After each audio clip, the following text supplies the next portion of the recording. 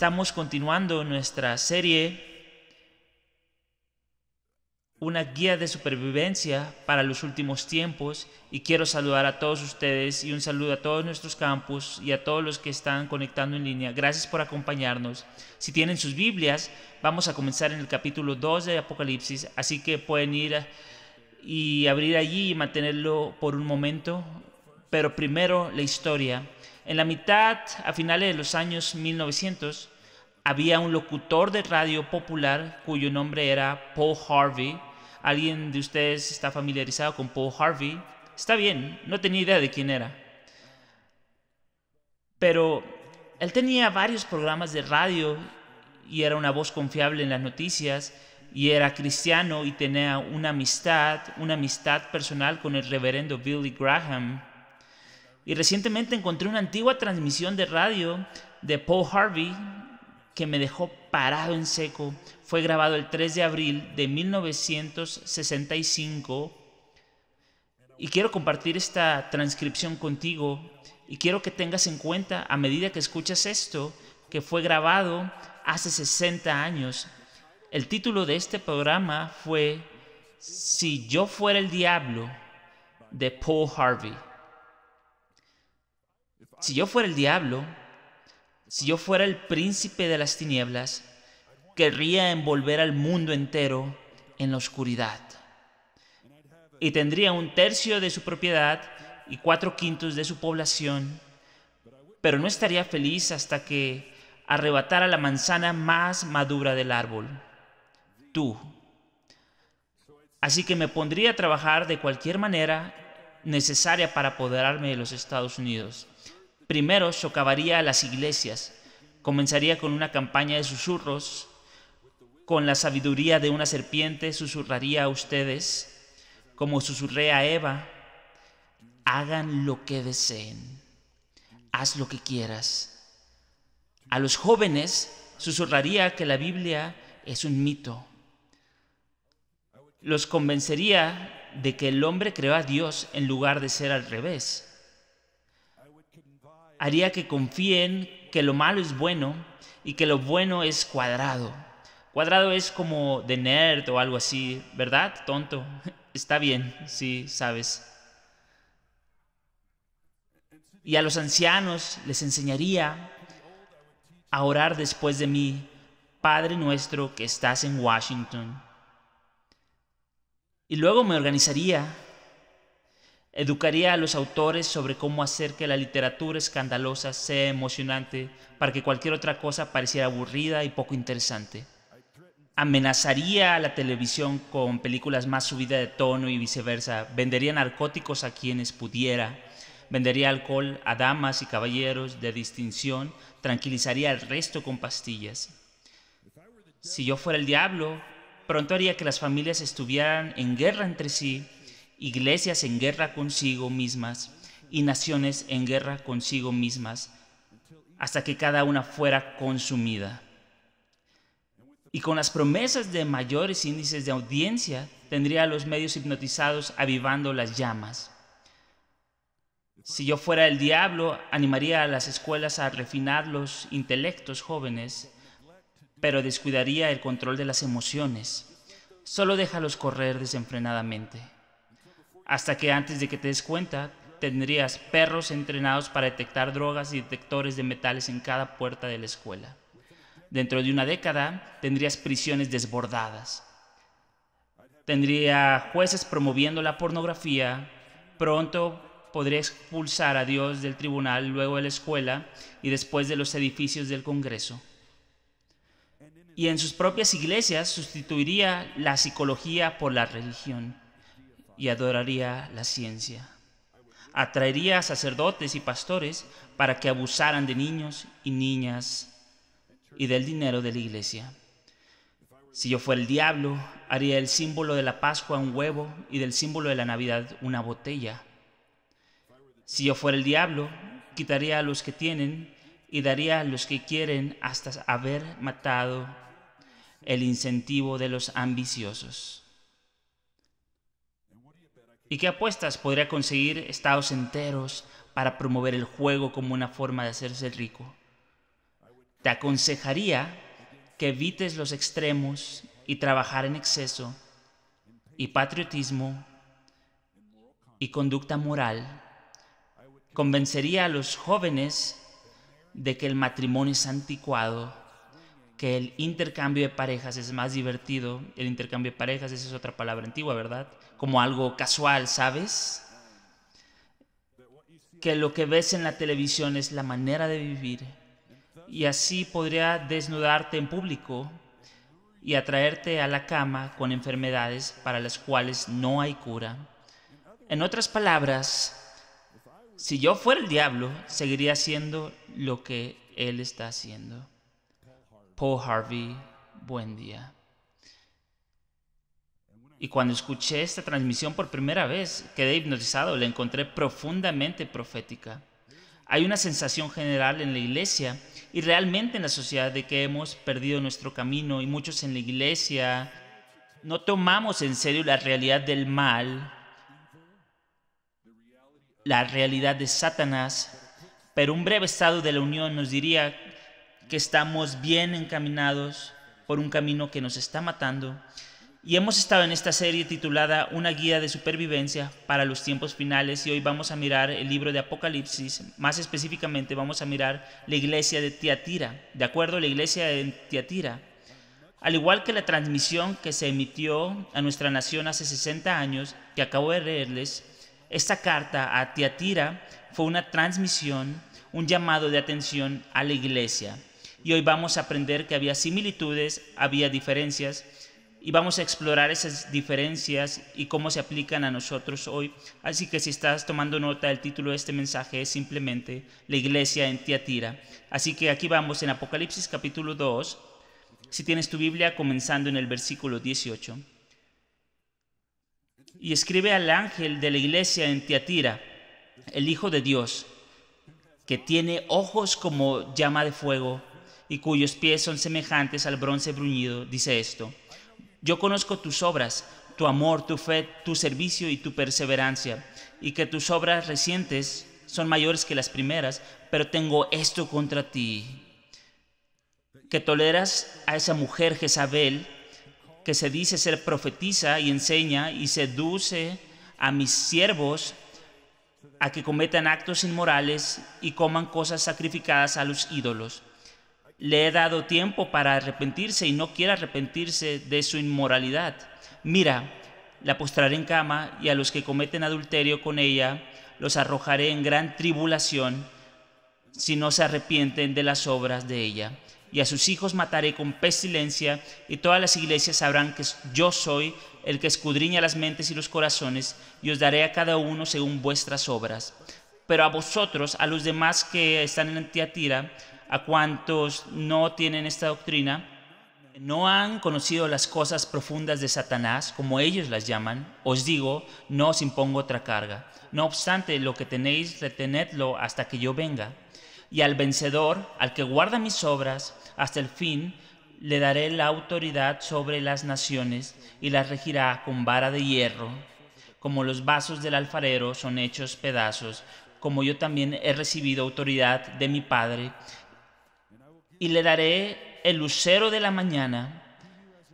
El que tiene oído, oiga lo que el Espíritu dice a las iglesias. Ahora, al comenzar a desglosar este pasaje, quiero darle crédito a un investigador llamado Joe Ryan. La carta de Juan se dirige a los cristianos del siglo I que enfrentaban problemas muy específicos. Sin embargo, las palabras de Cristo a esta iglesia en Tiatira, el llamado al arrepentimiento, siguen siendo extremadamente relevantes hoy en día. A lo largo de la historia, la persecución ha sido un tema constante. De hecho, Jesús advierte a los discípulos. Él tiene ese famoso pasaje donde él dice a sus discípulos en el capítulo 15 de Juan: si el mundo los odia, tengan en cuenta que a mí me odió primero. Mientras Juan escribía estas cartas a las 7 iglesias en Asia Menor, los cristianos enfrentaban en ese momento persecución intensa, muertes horribles y asesinatos, martirio. Pero lo que es interesante acerca de Tiatira, como veremos, es que no era tanto la persecución externa o la persecución política o gubernamental lo que amenazaba con destruir su iglesia, a pesar de que había mucho de eso por todas partes. Para la iglesia de Tiatira, la amenaza era interna principalmente. Y lo resumiría en 3 amenazas internas principales: compromiso, un abrazo a los falsos maestros y un enfoque muy relajado hacia el pecado. Es interesante señalar que Tiatira era la más pequeña de todas las ciudades mencionadas en Apocalipsis, pero la carta que se les escribió fue la más larga. La ciudad en sí estaba ubicada a 40 millas del sureste de Pérgamo y lo que ahora es Turquía moderna. Aquí hay un mapa de las 7 iglesias en Apocalipsis que estamos estudiando y Tiatira está aquí en el punto E, solo para darles una perspectiva de dónde estaría situada y cuán cerca estaban todas las iglesias entre sí y lo que ahora es la Turquía moderna. Tengo un par de fotos que muestran las ruinas excavadas de la ciudad de Tiatira. Fue fundada por uno de los generales de Alejandro Magno y inicialmente era un puesto militar. La ciudad no tenía defensas naturales, estaba en tierras planas, por lo que fue conquistada relativamente rápida por el Imperio Romano alrededor del 190 a.C. Ahora, bajo la ocupación romana, Tiatira se convirtió en un centro comercial bastante próspero y exitoso. Había una clase media fuerte, había muchos empleos en comercio y manufactura, y la población total era de aproximadamente 20 a 30 mil personas. Y esta ciudad alcanzaría el pico de su éxito económico justo alrededor del tiempo en que se escribió esta carta a ellos en Apocalipsis. Ahora, en Apocalipsis no es la primera vez que se menciona la ciudad de Tiatira. En el libro de Hechos, una de las primeras personas que el apóstol Pablo lleva a Cristo, si lo recuerdas, es una mujer llamada Lidia. Mira esto en Hechos capítulo 16. El día de descanso nos alejamos un poco de la ciudad y fuimos a la orilla de un río donde pensamos que la gente se reuniría para orar y nos sentamos a hablar con unas mujeres que se habían congregado allí. Una de ellas era Lidia, de la ciudad de Tiatira, una comerciante de tela púrpura muy costosa quien adoraba a Dios. Mientras nos escuchaba, el Señor abrió su corazón y aceptó lo que Pablo decía. Ella y los de su casa fueron bautizados y nos invitó a que fuéramos sus huéspedes. Si ustedes reconocen que soy una verdadera creyente en el Señor, dijo ella, vengan a quedarse en mi casa, y nos insistió hasta que aceptamos. Entonces Lidia y su familia se convirtieron en seguidores de Cristo e invitaron a Pablo y Bernabé a quedarse en su casa con ellos. Lidia y su familia fueron posiblemente los primeros cristianos en Tiatira debido al ministerio de Pablo. Ahora, Lidia tenía una carrera, ella era una empresaria, ella era vendedora de telas moradas, textiles, específicamente la exportación de lana y productos teñidos eran una parte importante de la economía de esta ciudad. La ciudad se había convertido en un jugador importante en el comercio de esa región y Tiatira tenía muchos gremios comerciales. Si escuchaste el mensaje del pastor Shane la semana pasada, él profundizó más en este tema. Si puedes recordar la importancia que tenían los gremios comerciales en la ciudad en ese tiempo, estos gremios comerciales eran algo así como sindicatos, pero con un toque de vida griega o vida de fraternidad entre ellas. Había rituales y fiestas y banquetes, y los gremios estaban en el centro de la sociedad y la vida social en estas ciudades. Incluían cada oficio que puedas imaginar: comerciantes de lana, artesanos de cobre, alfareros y similares. Muchos de estos gremios veneraban a dioses o deidades particulares asociadas con su oficio y hacían sacrificios a esos dioses falsos y esperaban que todos sus miembros hicieran lo mismo. Así que este era un problema para los cristianos que habían dejado atrás la adoración de dioses falsos. Creó un gran dilema para ellos. Cegó a muchos cristianos quienes necesitaban participar en estas actividades para su propio éxito económico. Y como estudiaremos en este pasaje, la iglesia perdió su capacidad de ver con claridad debido a todas estas presiones. Estaba rodeada por la presión de la cultura y comenzó a ceder, sufría de un problema de visión. Ahora, si eres nuevo no sabrás esto, pero la mayoría de ustedes sabe que mi esposa falleció el año pasado y ella era donante de órganos. Pero debido a que tenía cáncer, se anuló su capacidad para poder donar sus órganos internos cuando ella falleció. Y recuerdo haber tenido una conversación incómoda, de hecho, con el doctor esa noche en que falleció mi esposa. Me dijeron que no podía donar ninguno de sus órganos, sin embargo, dijeron que podía donar sus ojos. Y yo solo pensé, está bien. Becky tenía los más hermosos ojos azules. Y ella marcó la casilla, así que, ¿sabes? Me parece que era un poco raro ver sus ojos, pero ella quería ser cremada y sabía que ella ya estaba en el cielo con Jesús, así que firmé los documentos y les dejé llevarse los ojos de Becky. Así que se llevaron a Becky y después de los arreglos del funeral nunca la volví a ver. Ahora pasaron aproximadamente 2 meses y recibí una carta y la carta decía: condolencias por su pérdida y gracias por su contribución de ojos. Gracias a tu generosidad, 2 hombres pueden ver. Un hombre vive en el Reino Unido y el otro hombre vive en Suiza. Y cuando leí esto simplemente comencé a llorar. Incluso en la muerte, Becky estaba ayudando a las personas a ver con claridad. Hay 2 hombres caminando por Europa en este momento, viendo el mundo con los ojos de Becky. Es asombroso.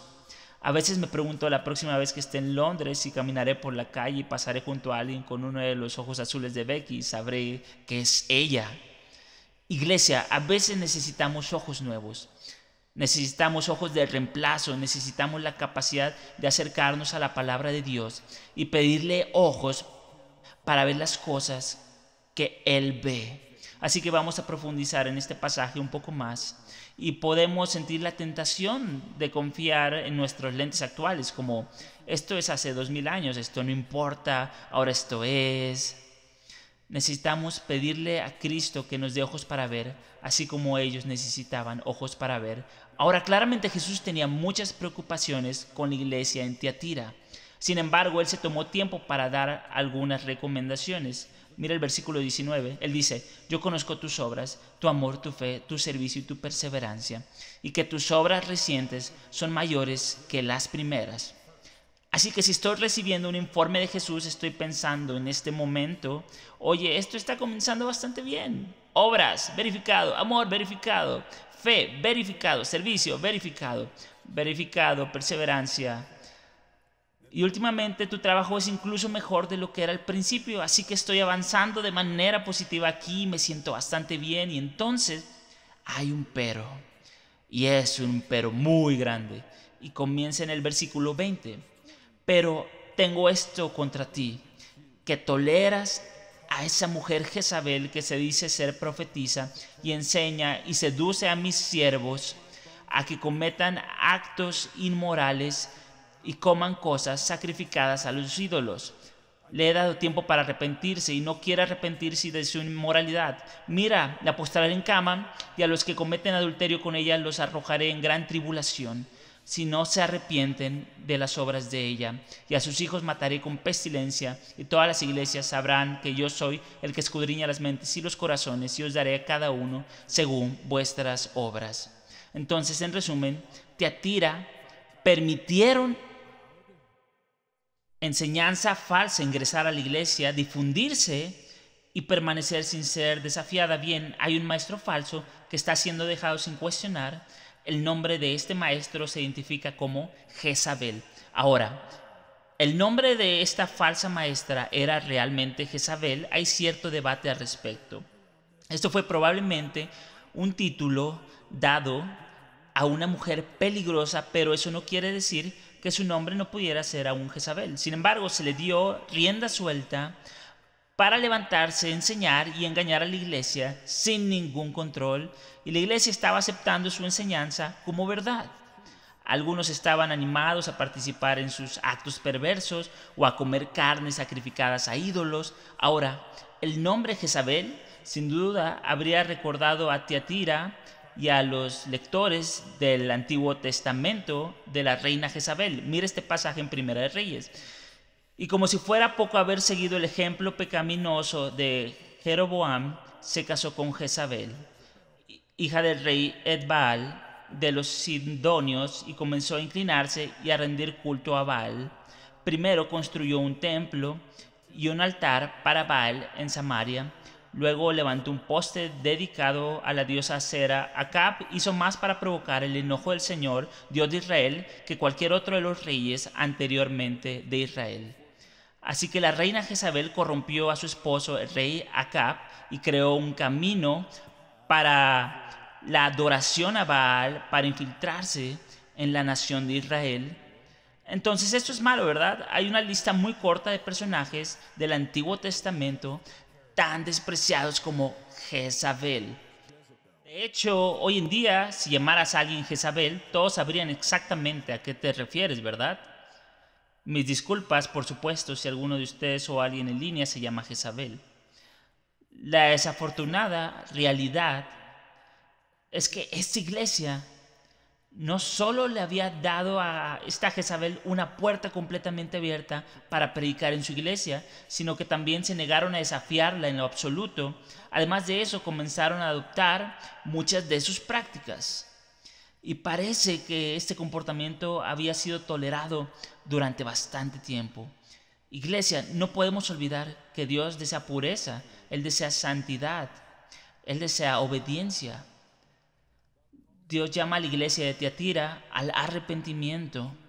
Él le da a la falsa maestra una oportunidad para que se arrepienta. Ella se niega y así Dios dice, será postrada en cama. Será postrada en cama. Esto se asemeja al destino de la Jezabel del Antiguo Testamento, que fue arrojada por una ventana. Así es como murió. Y sus hijos, cuando dice que sus hijos serán asesinados, sus hijos son aquellos que siguieron su enseñanza. Sufrirían una gran tribulación, dice. Así que está muy claro que aquellos que siguieron la enseñanza de Jezabel enfrentarían estos juicios, pero hay una promesa para aquellos que se mantengan firmes, un consuelo. Versículo 24, pero ustedes, a los demás que están en Tiatira, a cuantos no tienen esta doctrina, que no han conocido las cosas profundas de Satanás, como ellos las llaman, quédense con eso, les digo que no les impongo otra carga. ¿Qué es lo que las cosas profundas de Satanás quiere decir? Podemos poner este versículo de nuevo en pantalla por un segundo. Las cosas profundas de Satanás. Así que miren la frase justo después de las cosas profundas de Satanás. ¿Cómo las llaman? Como ellos las llaman. La palabra griega para esa frase, como ellos las llaman, es legusin. Cada vez que se usa esta palabra en las escrituras, se utiliza para resumir la voz de un grupo de personas. ¿Por qué esto es importante? Esta frase es esencialmente equivalente a lo que podríamos decir opinión pública o consejo general o voto popular. Jesús no está diciendo aquí que Satanás tenga como algunas verdades realmente profundas. ¿Está bien? Jesús está diciendo que Satanás está tratando de engañarte con estas llamadas verdades, aludiendo a lo que estos grupos de personas están diciendo. ¿Ves la diferencia? Esto sucede mucho hoy en día en la iglesia. Algún libro nuevo o algún nuevo pastor o un podcast aparece con una nueva interpretación de un pasaje antiguo y de repente todos están muy dispuestos a flexibilizar la palabra de Dios debido a alguna nueva enseñanza que vieron en YouTube o escucharon en un podcast. Tengan cuidado, amigos. 2000 años de ortodoxia cristiana histórica probablemente no será deshecha por un pastor de una mega iglesia que lleva unos zapatos deportivos elegantes. ¿Está bien? Cuando nuestros oídos son acariciados, podemos hacer concesiones fácilmente. Cuando empatizamos con los deseos de las personas por encima de los deseos de Dios, podemos hacer concesiones fácilmente. Hoy en día está bien, es bastante común de construir nuestra fe, ponerse cínico, intentar reinterpretar cada pequeño detalle de lo que dice la palabra de Dios. Había un pastor muy conocido la semana pasada que estaba en tendencia en Twitter. Sí, todavía lo llamo Twitter. Él decía, Jesús, esto es lo que dijo, Jesús es nuestra autoridad máxima, no la Biblia. Eso es lo que él estaba diciendo, Jesús es nuestra autoridad suprema, no la Biblia. Lo cual es una afirmación de poca ayuda. Quiero decir, si él hubiera podido decir Jesús es a quien adoramos, no la Biblia, ¿verdad? Podría estar de acuerdo. Pero decir que Jesús es nuestra autoridad y no la Biblia, ¿de verdad? En el principio la palabra ya existía, la palabra estaba con Dios y la palabra era Dios. El que es la palabra existía en el principio como Dios. Dios creó todas las cosas por medio de Él y nada fue creado sin Él. La palabra le dio vida a todo lo creado y su vida trajo luz a todos. ¿Ves lo astuto que es esto? Quiero decir, este pastor es alguien a quien he admirado desde que era un joven. Él es una persona muy importante, extremadamente influyente para muchos pastores alrededor del mundo. ¿Cómo puede él divorciar Jesús de su palabra cuando tenemos pasajes muy claros como este?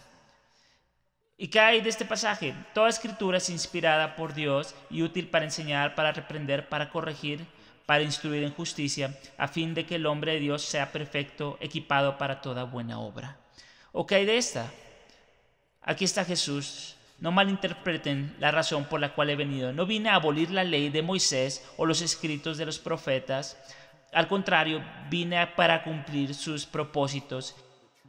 Les digo la verdad, hasta que desaparezcan el cielo y la tierra, no desaparecerá ni el más mínimo detalle de la ley de Dios hasta que su propósito se cumpla. Entonces, si no hacen caso al más insignificante mandamiento y les enseñan a los demás a hacer lo mismo, serán llamados los más insignificantes en el reino del cielo, pero el que obedece a las leyes de Dios y las enseña será llamado grande en el reino del cielo. Ahora, para dejarlo claro nuevamente, amigos, esta es la palabra del propio Jesús.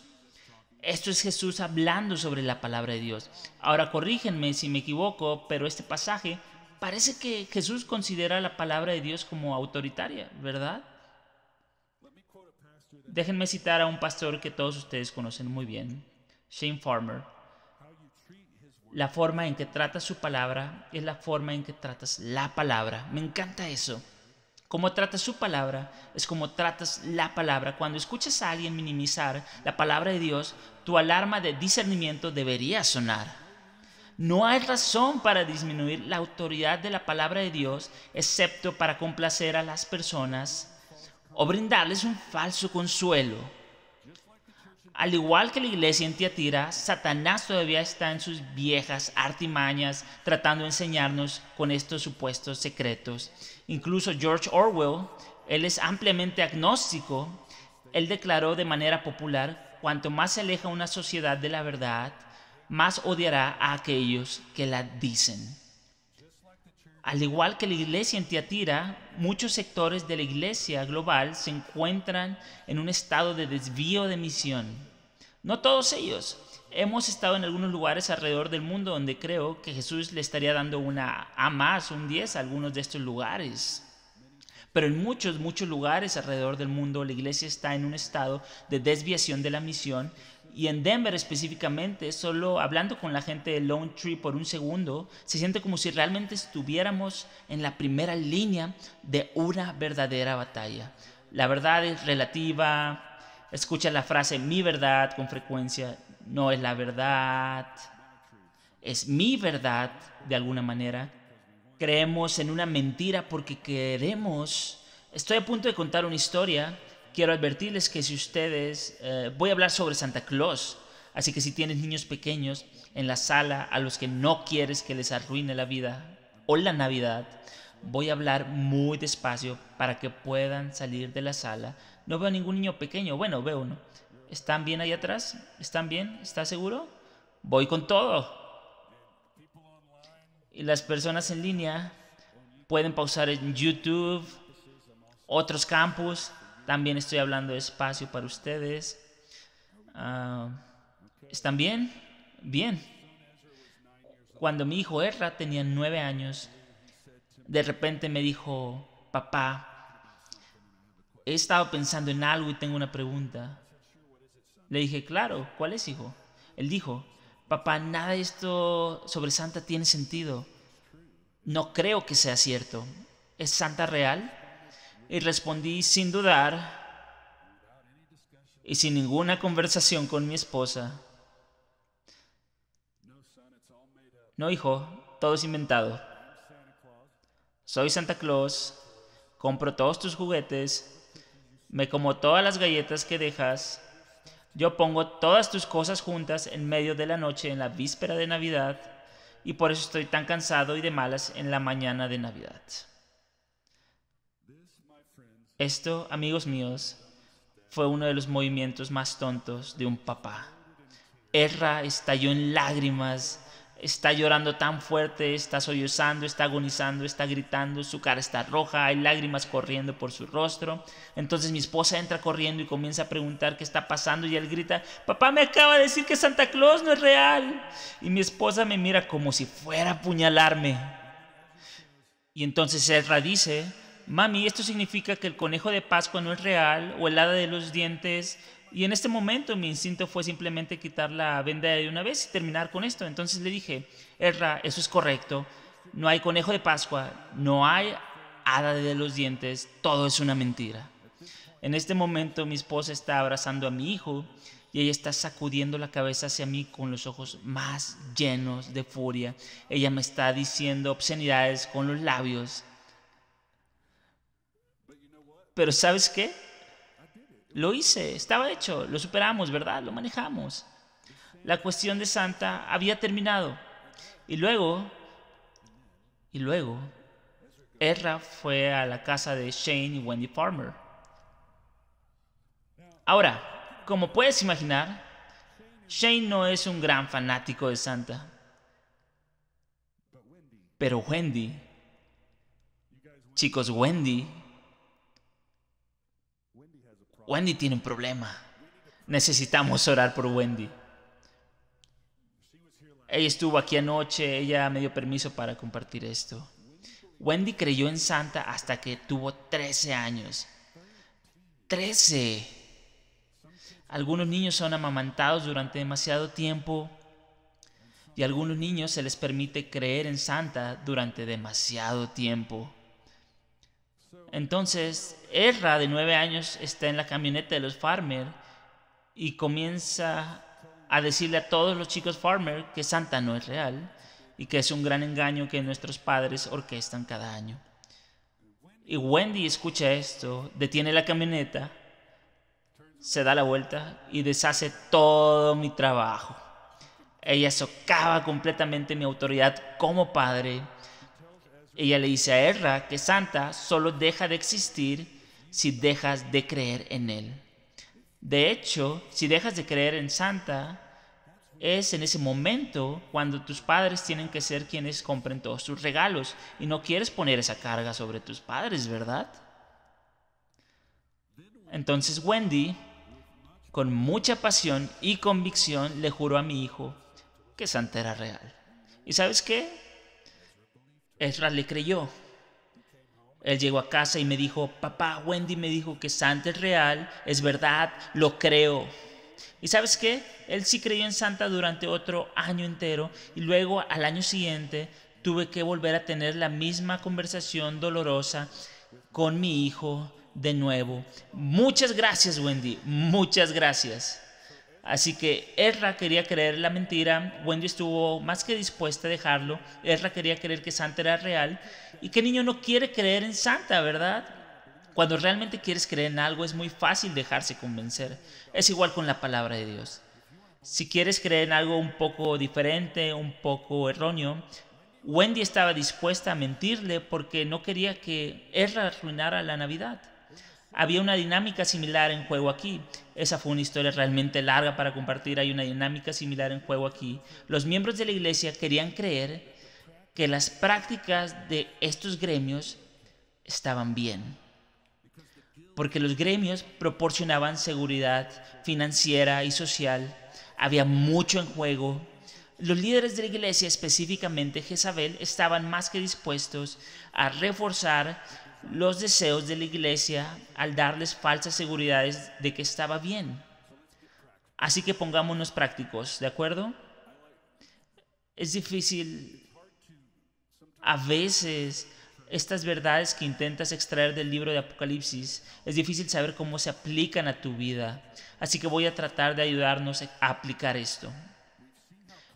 Hemos visto cómo se hicieron compromisos, una voz principal de decepción, la presión para participar en estructuras sociales, a saber, estos gremios comerciales. Creo que la aplicación lógica para nosotros son estas dos preguntas. Si estás tomando notas, escribe esto. ¿Cuáles son las principales esferas de influencia en nuestra sociedad y lugares de trabajo hoy en día? Y dos, ¿cómo podría ser tentado a comprometer la palabra de Dios para poder participar? ¿Cuáles son las principales esferas de influencia y cómo podría ser tentado a comprometer la palabra de Dios para poder participar? Ahora, hay muchos pensadores diferentes que han tratado de definir esto de manera un poco diferente, pero creo que Loren Cunningham, quien es el fundador de Juventud con una misión, creo que él es probablemente una de las voces clave que solidificaron esta idea, y la idea es que hay 7 esferas de influencia en la sociedad: familia, religión, educación, gobierno, medios de comunicación, entretenimiento, que incluiría arte, música, películas, deportes, y economía, negocios, ciencia y tecnología. Estos son los 7 pilares de la cultura para casi todos en el mundo. Lo que quiero proponerles a ustedes, iglesia, mientras reflexionamos sobre lo que hemos aprendido acerca de la iglesia de Tiatira, es esto. Cuando interactuamos con cada una de estas esferas de la sociedad, hay una manera de participar que honra a Cristo y es bíblica. A menos que vayas a ser un monje o un ermitaño y simplemente escapar a las montañas y vivir en una cabaña solo, tenemos que enfrentar con cómo nos relacionamos con cada una de estas esferas. ¿Está bien? Hay una cantidad infinita de maneras de involucrarse que son al menos un poco desviadas, y hay maneras de involucrarse que pueden llevarnos a una rebeldía abierta contra Dios. Te daré un ejemplo rápido para cada uno. Intentaré hacerlo rápidamente. Primero, la familia. La familia, hay una manera piadosa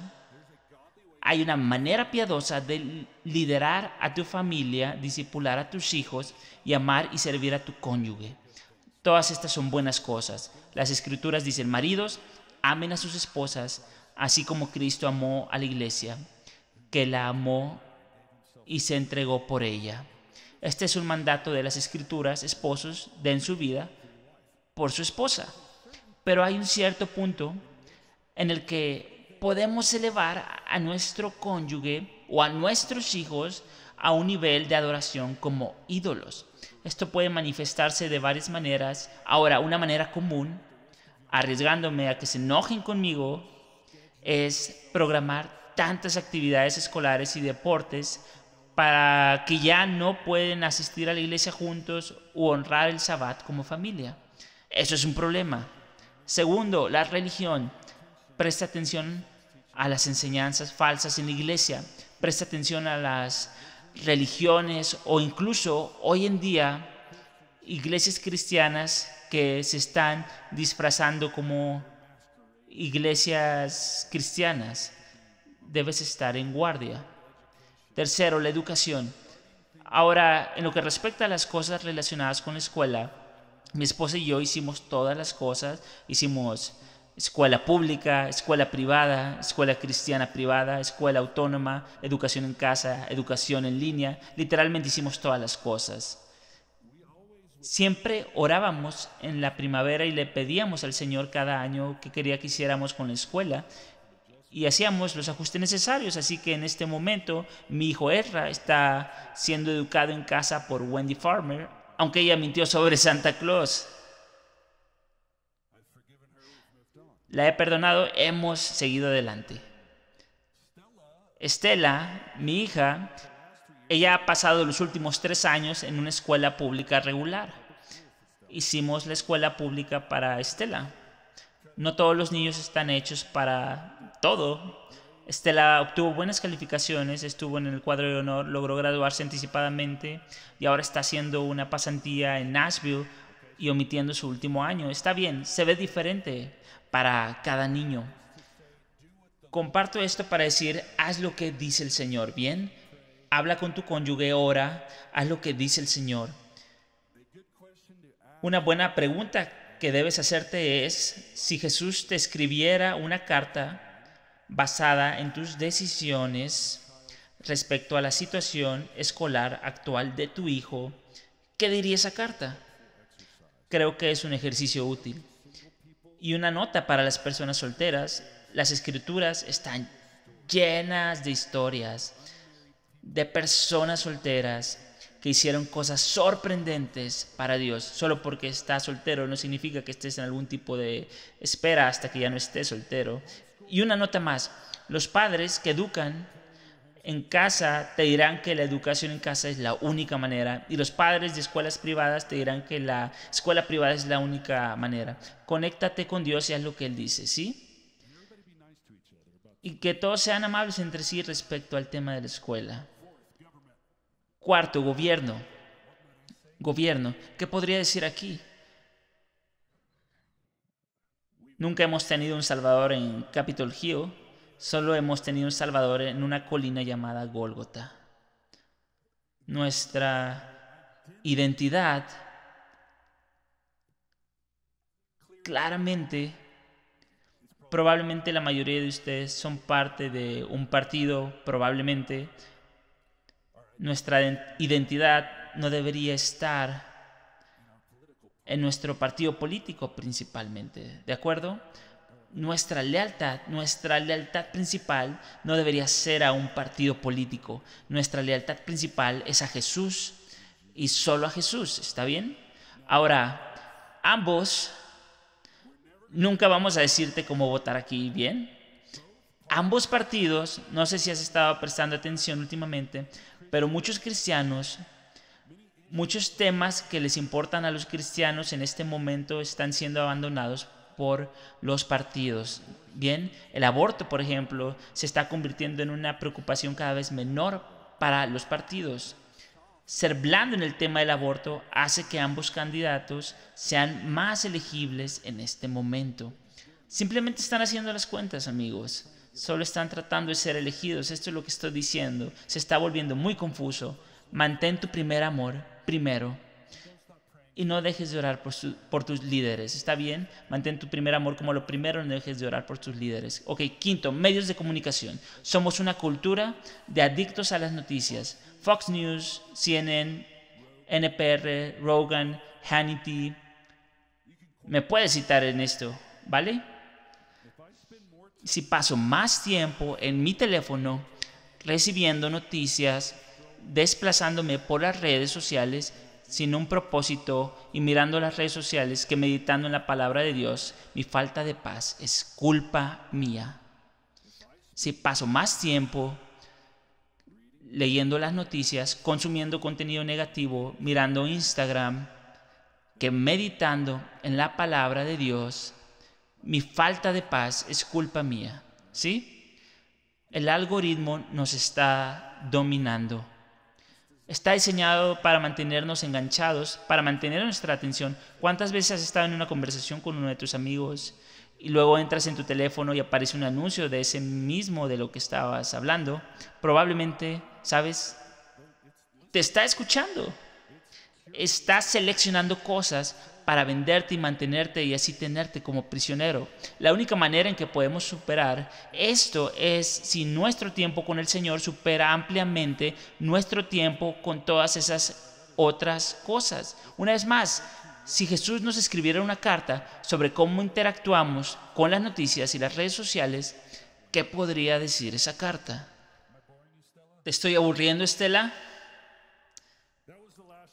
Esa fue la gota que derramó el vaso, las redes sociales. Sexto, el entretenimiento. Se nos está acabando el tiempo, así que seré breve. Hombres, quiero hablar a los hombres, algunas de las mujeres también. Vamos a adorar a Jesús de manera más extravagante que como adoramos a los Broncos o a los Nuggets, ¿vale?